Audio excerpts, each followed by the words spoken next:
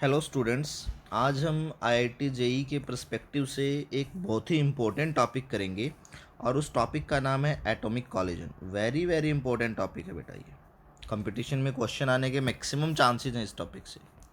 देखिए, atomic collision collision देखते ही आपके ब्रेन में समझ में तो आ ही गया होगा कि हम किसकी बात करेंगे।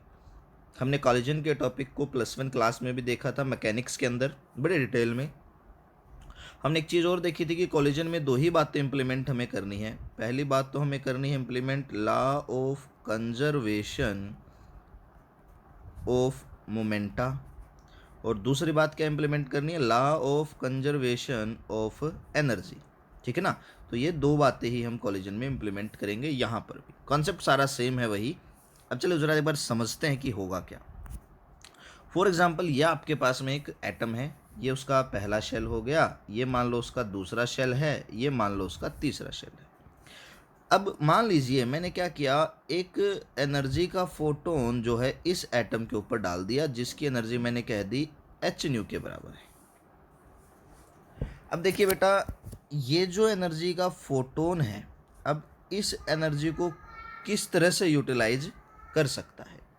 तो हमने एक बोहर्ज पोस्टुलेट देखा था कि फॉलिंग एनर्जी इलेक्ट्रॉन को एक ऑर्बिट से दूसरे ऑर्बिट में ले जाने में यूटिलाइज होती है।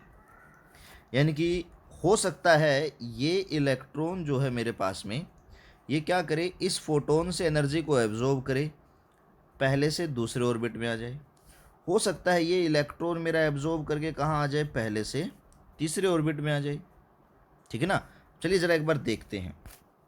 अब देखियो, पहले ऑर्बिट में एनर्जी हमने निकाली थी, हाइड्रोजन एटम है ये, -13.6 इलेक्ट्रॉन वोल्ट, क्योंकि एनर्जी का फॉर्मूला था -13.6 by n square hydrogen atom की।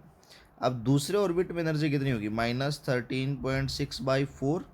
इसको ज़रा सोल्व करते हैं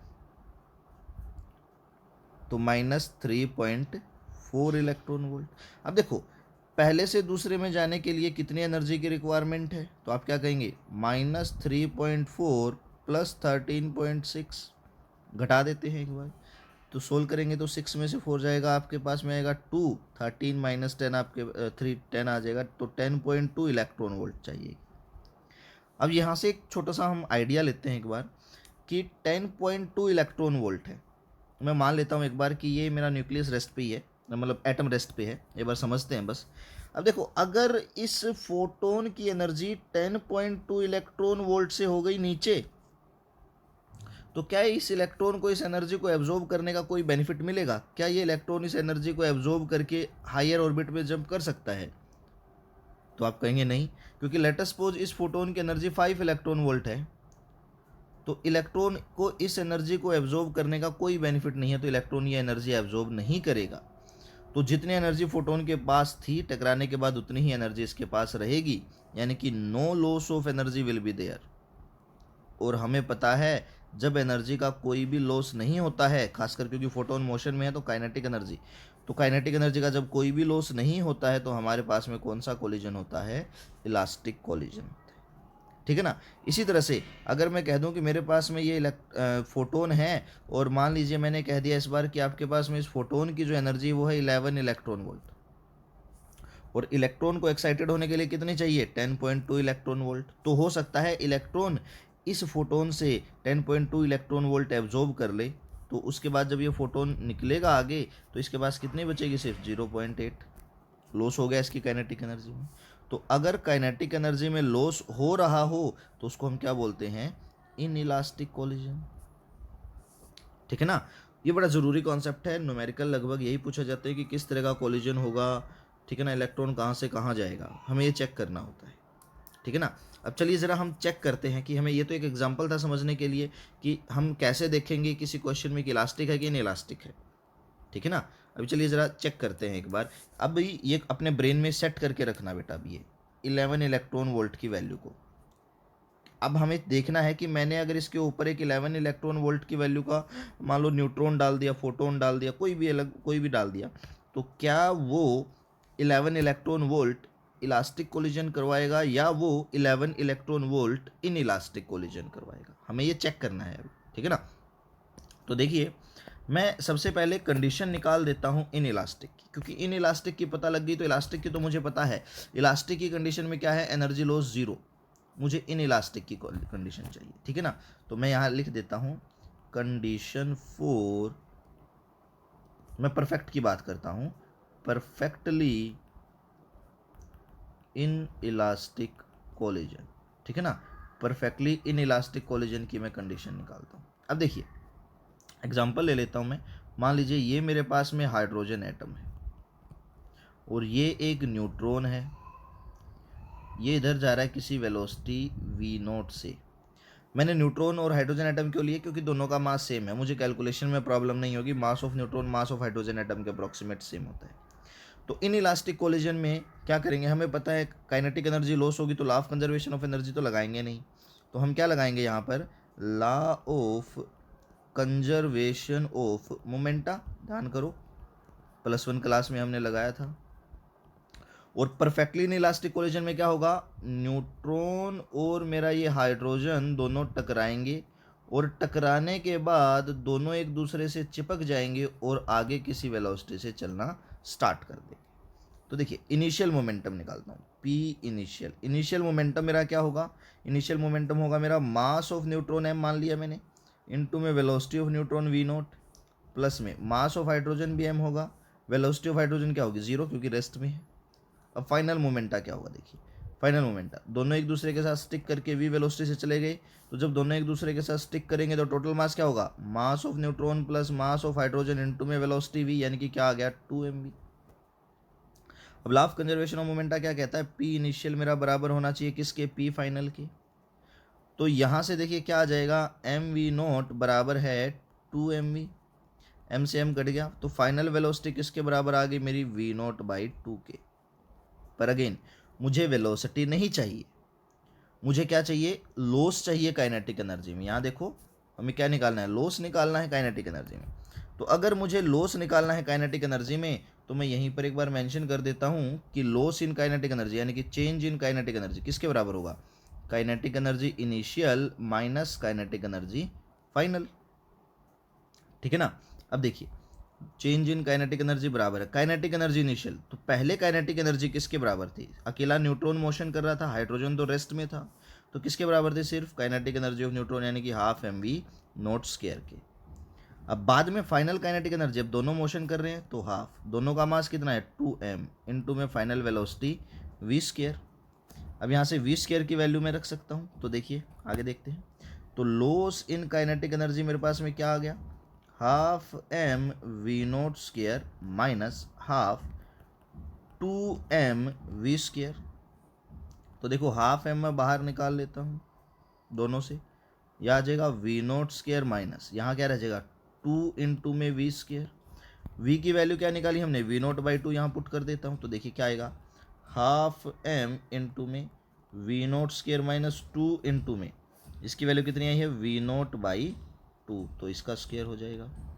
सोल्व करेंगे तो half m v not square minus ये कितना आ जाएगा 2 इंटू में v नॉट स्क्वायर बाई 4, तो 2 2 जा 4, वी नॉट स्क्वायर भी बाहर निकाल दो, तो half m v not square ये हो जाएगा 1 माइनस का हाफ, यही बचेगा। तो ये कितना बन जाएगा मेरे पास में, लॉस इन काइनेटिक एनर्जी बराबर है half m v not square into में 1 माइनस हाफ कितना हो जाएगा हाफ। तो देखिए लॉस कितना हुआ मेरा, लॉस हो जाएगा half m v not square, तो पहली काइनेटिक एनर्जी थी तो काइनेटिक एनर्जी इनिशियल इनटू में हाफ, यानी कि आप इसको लिख सकते हो कि अगर मैं आपको लॉस बताऊं कि लॉस कितना हुआ मेरा, लॉस हो गया मेरा काइनेटिक एनर्जी बाई 2 में, ठीक है। यानी कि अगर किसी फोटोन के पास, किसी न्यूट्रॉन के पास, मान लीजिए मान लो किसी न्यूट्रॉन के पास अगर अगर किसी न्यूट्रॉन के पास में मान लो 12 इलेक्ट्रॉन वोल्ट की एनर्जी है, तो इलेक्ट्रॉन उससे 12 की 12 नहीं एब्जॉर्ब कर सकता, इलेक्ट्रॉन उससे कितनी एब्जॉर्ब कर सकता है, सिर्फ 12 का हाफ यानी कि 6 इलेक्ट्रॉन वोल्ट ही वो उससे क्या कर सकता है, एब्जॉर्ब कर सकता है, ठीक है ना। तो ये न्यूट्रॉन के केस में था बेटा, ठीक है ना। फोटोन के लिए हल्का सा चेंज हो जाएगा, मैंने एग्जांपल फोटोन का इसलिए लिया था ताकि आपके दिमाग में एक पिक्चर क्लियर हो जाए कि मेरा 5 इलेक्ट्रॉन वोल्ट था तो ये इसे एब्जॉर्ब करेगा कि नहीं करेगा, क्या होगा।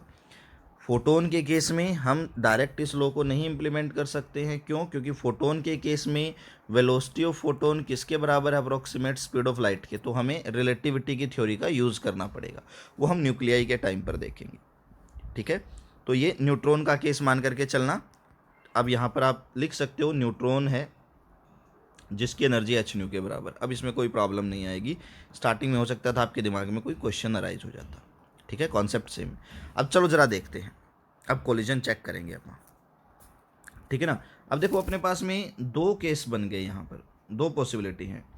अगर मेरे पास में इलास्टिक कोलिजन है तो मेरा लॉस होगा ज़ीरो, और अगर मेरे पास में परफेक्टली इन इलास्टिक कोलिजन है, ठीक है ना, परफेक्टली इन इलास्टिक कोलिजन है, तो मेरा लॉस कितना होगा? तो मेरा लॉस होगा काइनेटिक एनर्जी का हाफ। और अगर इनके बीच में कहीं लॉस हो रहा है, यानी कि मेरा change in kinetic energy zero से तो बड़ा है पर काइनेटिक एनर्जी हाफ से क्या है? छोटा है, तो अब मेरे पास में जो कोलिजन होगा उसको आप बोलेंगे पार्शियली इन इलास्टिक भी कह सकते हो और पार्शियली इलास्टिक भी कह सकते हो। ठीक है, ये वाला समझ गए? चलो देखते हैं। अब ये तो था कैसे पता करेंगे, तो दो मैं यहाँ पर एक सेट बना देता हूँ, जीरो और काइनेटिक एनर्जी हाफ होनी चाहिए, दो कंडीशन। अब हम अपने उस क्वेश्चन पे आते हैं जो सबसे पहले हमने किया था। देखो मैंने तुम्हें कहा था कि इस न्यूट्रॉन की जो एनर्जी है वो है 11 इलेक्ट्रॉन वोल्ट। बताओ कि कोलिजन आपका किस तरह का होगा। अब देखो ये इलेक्ट्रॉन एक स्टेट से दूसरे में चला जाए, अगर इसको कितनी एनर्जी मिले? 10.2 इलेक्ट्रॉन वोल्ट की। पर ये पूरी एनर्जी एब्जॉर्ब नहीं कर सकता, ये सिर्फ कितनी एनर्जी एब्जॉर्ब कर सकता है? Kinetic energy by 2। 11 electron volt का हाफ कितना होगा? 11/2 करेंगे तो 5.5 इलेक्ट्रॉन वोल्ट। क्या 5.5 इलेक्ट्रॉन वोल्ट 10.2 इलेक्ट्रॉन वोल्ट के बराबर है? नहीं है, छोटा है ये तो इससे। बड़ा होता तो भी प्रॉब्लम नहीं थी, एब्जॉर्ब करके जंप कर सकता था, पर ये तो इससे छोटा है। छोटा है तो क्या ये इस एनर्जी को एब्जॉर्ब करेगा? आप कहेंगे सर नहीं करेगा। अगर ये इस एनर्जी को एब्जॉर्ब नहीं करेगा तो बताओ इस 11 इलेक्ट्रॉन वोल्ट के केस में मेरा कोलिजन कौन सा होगा? तो आप क्या कहेंगे कि ये हाफ एनर्जी तो ऑब्जॉर्व कर ही नहीं सकता, तो ये कोई भी एनर्जी का ऑब्जॉर्व नहीं करेगा, कोई लॉस नहीं, तो मेरा कोलिजन कौन सा हो जाएगा? Perfectly elastic collision. ठीक है ना। चलो एक दो एग्जांपल देखते हैं। देखिए यही था, मान लो मैं एक न्यूट्रॉन डाल देता हूँ 11 इलेक्ट्रॉन वोल्ट का, आपसे बोलूँ कि बताओ किस तरह का कोलिजन होगा। फिर मैं कह सकता हूँ कि मैंने कोई न्यूट्रॉन डाल दिया, लेट अस सपोज एक कोई ऐसा न्यूट्रॉन डालते हैं जिसकी हाफ ही वैल्यू हो, 10.2 का डबल हो जाएगा 20.4 इलेक्ट्रॉन वोल्ट। ठीक है ना। और देख लेते हैं, कोई मान लीजिए मैंने डाल दिया है कोई मान लो 22 इलेक्ट्रॉन वोल्ट का। ठीक है, तो इस तरह से आप देख सकते हैं। मैं सिर्फ ये दो ही समझा देता हूँ। अब देखो मैंने पूछ लिया 11 इलेक्ट्रॉन वोल्ट का मैं डाल रहा हूँ, तो बताइए मेरे पास में किस तरह का कोलिजन होगा। तो आप देखेंगे सबसे पहले कि change in kinetic energy, loss in kinetic energy by 2, तो मेरे पास में कितना आ जाएगा? Loss 5.5 electron volt. ठीक है ना। अब मैं क्या देखूंगा कि मेरा 5.5 इलेक्ट्रॉन वोल्ट तो छोटी है एनर्जी 10.2 इलेक्ट्रॉन वोल्ट से, यानी कि अगर इलेक्ट्रॉन को पहले से दूसरे में ही जंप करना है तो 10.2 इलेक्ट्रॉन वोल्ट चाहिए, और 5.5 तो इससे भी छोटी है, तो इलेक्ट्रॉन इस एनर्जी को एब्जॉर्ब नहीं करेगा। तो अगर एब्जॉर्ब नहीं करेगा तो मेरा लॉस कितना होगा? ज़ीरो। अगर लॉस मेरा ज़ीरो है तो मेरा कौन सा कोलिजन बनेगा? तो आप क्या कह देंगे कि ये मेरे पास में कौन सा कोलिजन होगा? Elastic collision. दूसरा केस देखते हैं। देखिए 20.4 इलेक्ट्रॉन वोल्ट अगर है, अब आप फिर से करेंगे क्या? Del change in kinetic energy क्या हो जाएगा? काइनेटिक एनर्जी बाई 2, 20.4 है तो क्या आ जाएगा? 10.2 इलेक्ट्रॉन वोल्ट। आप देखेंगे अरे हाँ, इलेक्ट्रॉन 10.2 इलेक्ट्रॉन वोल्ट को तो एब्जॉर्ब कर सकता है, और एब्जॉर्ब करके 1 से कहाँ जा सकता है? 2 में जा सकता है। अगर ये इसे एब्जॉर्ब करेगा तो मेरे पास में कौन सा कोलिजन हो जाएगा? Perfectly in elastic. तो पॉसिबिलिटी है इन इलास्टिक कोलिजन हो। दूसरी पॉसिबिलिटी क्या है? हो सकता है इलेक्ट्रॉन इसमें से किसी भी एनर्जी को एब्जॉर्ब ना करे, जीरो लॉस, तो दूसरी पॉसिबिलिटी क्या है? इलास्टिक कोलिजन हो। तो अगर आप एक न्यूट्रॉन डालेंगे जिसकी एनर्जी 20.4 इलेक्ट्रॉन वोल्ट के बराबर है, तो यहाँ पर दो पॉसिबिलिटी हमारी निकल करके सामने आ रही हैं कि ये कोलिजन इलास्टिक भी हो सकता है और ये कोलिजन परफेक्टली इन इलास्टिक भी हो सकता है। ठीक है ना बेटा, नेक्स्ट देखते हैं। ठीक है स्टूडेंट्स, अब देखिए ज़रा, हम एक दो क्वेश्चन और देखेंगे। उससे पहले एक बार मैं क्विकली समराइज़ कर देता हूँ। देखो, इलास्टिक हमारे पास में जब भी कोलिजन होगा, हमने दो पॉसिबिलिटी देखी। एक तो कि मेरा जो काइनेटिक एनर्जी का लॉस है वो किसके बराबर है, जीरो के। अगर मेरा काइनेटिक एनर्जी का लॉस जीरो के बराबर है तो मेरे पास कौन सा कोलिजन होगा, परफेक्टली इलास्टिक कोलिजन होगा। आपने ये पढ़े भी हैं।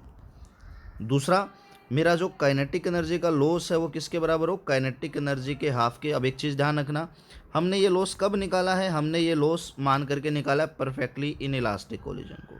और अगर परफेक्टली इन इलास्टिक कोलिजन है तो हमने पढ़ा था maximum loss will be there. तो मैक्सिमम लॉस है, तो मैक्सिमम कितना लॉस हो सकता है यहाँ पर, काइनेटिक एनर्जी बाई 2, आधा लॉस हो सकता है सिर्फ। तो ये कंडीशन किसके लिए आ गई, परफेक्टली इन इलास्टिक के लिए। तो यहाँ ध्यान रखना है कि ये जो लॉस है आपका, ये कौन सा लॉस है, मैक्सिमम लॉस है। जितना हो सकता है, इससे ज़्यादा लॉस नहीं हो सकता। हाँ, इससे कम हो सकता है। और अगर लॉस इससे कम हो, यानी कि लॉस अगर मेरा जीरो से तो ज़्यादा हो पर किससे कम हो, काइनेटिक एनर्जी बाई 2 से कम हो, तो मेरे पास में कौन सा कोलिजन आ जाएगा, पार्शली इलास्टिक या इन इलास्टिक, कोई भी कह सकते हो, ये आपकी चॉइस है। ठीक है ना। अब चलिए ज़रा देखते हैं एक बार। अब मेरे पास में देखिए, जब देखिए मेरे पास में इलेक्ट्रॉन n इजिकल्स टू 1 में था, तो एनर्जी आपने -13.6 निकाल ली। n इजिकल्स टू 2 में जाने के लिए जितनी उसको एनर्जी चाहिए थी वो आपने निकाल ली 10.2 इलेक्ट्रॉन वोल्ट। इसी तरह से n इजिकल्स टू 3 में जाने के लिए आई थिंक उसको जितनी एनर्जी चाहिए वो है 12.09 इलेक्ट्रॉन वोल्ट। आप निकाल करके देख लेना, मैं अभी यही ले रहा हूँ। मुझे एक छोटा सा कॉन्सेप्ट और आपको बताना है। अब मान लीजिए मैं कह दूँ 12 एक एग्जांपल ले लेते हैं, 12.09 का 2 टाइम्स हो जाएगा आई थिंक 24. ओके ठीक है। अब देखिए, मान लीजिए मैंने कह दिया आपके पास में एक न्यूट्रॉन है जिसकी एनर्जी है 24.18 इलेक्ट्रॉन वोल्ट। हाइड्रोजन एटम से टकरा गया, बताओ किस तरह का कोलिजन होगा। तो देखिए, एक कोलिजन तो क्या होगा, जब काइनेटिक एनर्जी का लॉस जीरो के बराबर हो, तो ये तो कंफर्म है, ये कोलिजन क्या हो जाएगा आपके पास में, परफेक्टली इलास्टिक कोलिजन। अब दूसरा कोलिजन क्या होगा, जब मैक्सिमम जो लॉस है मेरा काइनेटिक एनर्जी का, मैक्सिमम लॉस किसके बराबर हो जाए, काइनेटिक एनर्जी बाई 2 के बराबर। और अगर मैं इसका मैक्सिमम लॉस निकालूं तो मेरे पास में इसका मैक्सिमम लॉस कितना आ जाएगा, 12.09 इलेक्ट्रॉन वोल्ट। यानी कि ये अगर मेरा n इजिकल्स टू 1 है, ये मेरा n इजिकल्स टू 2 है, और ये है मेरा n इजिकल्स टू 3, तो 1 से 3 तक जाने के लिए जो हमें एनर्जी चाहिए वो कितनी थी, 12.09 इलेक्ट्रॉन वोल्ट। तो पॉसिबिलिटी है कि इलेक्ट्रॉन इस सारी एनर्जी को एब्जॉर्ब करे और कहाँ जंप कर जाए, थर्ड में जंप कर जाए। तो अगर उसे मैक्सिमम एनर्जी को एब्जॉर्ब कर लिया है तो जो लॉस है मेरा काइनेटिक एनर्जी बाई 2 के बराबर हो गया है, तो ये कौन सा कोलिजन होगा, इन इलास्टिक कोलिजन, और वो भी परफेक्टली। तो देखो 24.18 इलेक्ट्रॉन वोल्ट की अगर हम एनर्जी डालेंगे तो देयर में be a possibility elastic collision हो, देयर में be a possibility in elastic collision, perfectly वाले कोलिजन है। अभी लास्ट में लिख लेंगे इनको एक साथ, अभी यहाँ नहीं लिखते, ठीक है ना। पर एक चीज़ और है अभी यहाँ पर, क्या कि हो सकता है इलेक्ट्रॉन इस 12.09 एनर्जी को एब्जॉर्ब ना करके, बल्कि कितनी एनर्जी एब्जॉर्ब कर ले, 12.2 इलेक्ट्रॉन वोल्ट एब्जॉर्ब कर ले, और 1 से कहाँ जंप कर जाए, 2 में जंप कर जाए। तो अब लॉस तो हुआ है पर मैक्सिमम नहीं हुआ है। तो अब जो मेरा लॉस है वो क्या है, जीरो से तो बड़ा है पर काइनेटिक एनर्जी बाई 2 से क्या है, छोटा है।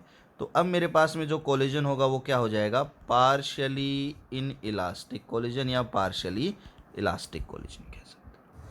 ठीक है ना, समझ गए। तो सारी पॉसिबिलिटीज़ हमें देखनी है। तो अगर अब पूछे एग्जामिनर कि 24.18 इलेक्ट्रॉन वोल्ट का मैंने फोटो वो डाला है, न्यूट्रॉन डाला है, तो बताओ कोलिजन कौन से होंगे। तो आप कह सकते हैं कि सर पॉसिबिलिटी है इलास्टिक कोलिजन हो, परफेक्टली वाला, परफेक्टली इन इलास्टिक कोलिजन हो।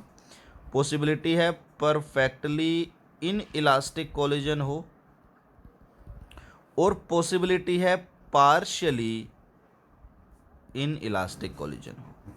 ठीक है, तो बेटा ये था एटॉमिक कॉलिजन, बड़ा ही आसान है। Law of conservation of energy लगाना है, मोमेंटा लगाना है और चेक करना है कि कॉलिजन किस तरह के नेचर का है। आज के लिए सिर्फ इतना ही। Thank you, have a great day ahead.